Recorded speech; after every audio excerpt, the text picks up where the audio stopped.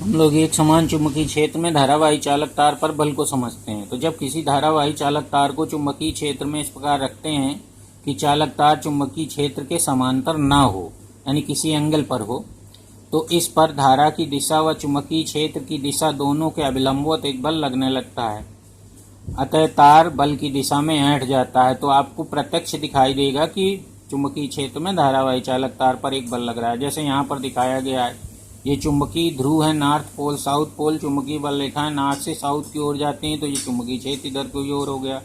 इसमें अगर धारावाही चालक तार कागज तल पर रखें और उसमें ऊपर की ओर धारा प्रवाहित करें तो उस पर कागज तल के लंबवत ऊपर की ओर बल लगेगा, तो इस प्रकार तार ऊपर को ऐंठ जाएगा।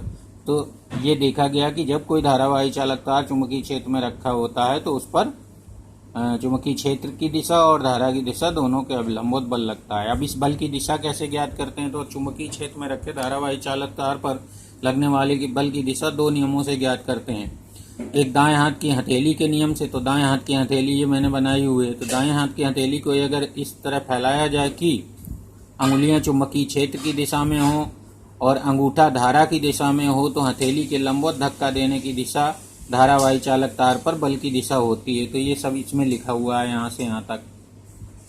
अब दूसरा नियम है फ्लेमिंग के बाएं हाथ का नियम। तो फ्लेमिंग के बाएं हाथ का, इसमें दाहिने हाथ की हथेली का नियम नंबर 2 कहा जाता है। ये दाहिने हाथ की हथेली के नियम नंबर 2 से चुंबकीय क्षेत्र में धारावाही चालक तार पर बल की दिशा ज्ञात करते हैं, और नियम नंबर 1 से धारावाही चालक तार से उत्पन्न चुंबकीय क्षेत्र की दिशा ज्ञात करते हैं। जो पहले बताया था वो नियम नंबर 1 है, ये नियम नंबर 2। अब यहाँ पर बाएं हाथ के फ्लेमिंग के बाएं हाथ का नियम समझते हैं। तो इसमें ये लिखा जाता है कि यदि बाएं हाथ के अंगूठे और उसके पास की दो अंगुलियों को, या यूं कहा जा सकता है बाएं हाथ के अंगूठे और उसके पास की उंगली तथा अन्य उंगलियों को, ऐसे भी कह सकते हैं लेकिन दो उंगलियां कहना बेहतर होगा। तो बाएं हाथ के अंगूठे और उसके पास की दो अंगुलियों को इस प्रकार फैलाएं कि तीनों अंगुलियां परस्पर लंबवत हों, और तर्जनी अर्थात अंगूठे के पास वाली उंगली चुंबकीय क्षेत्र की दिशा में हो और मध्य की उंगली, मध्यमा जिसको कहते हैं, मध्य की उंगली चालक तार में धारा की दिशा की ओर हो, तो अंगूठा उस पर लगने वाले धारावाही चालक तार पर लगने वाले बल की दिशा को प्रदर्शित करता है। तो यहाँ पर लिखा है। तो इस प्रकार हम लोग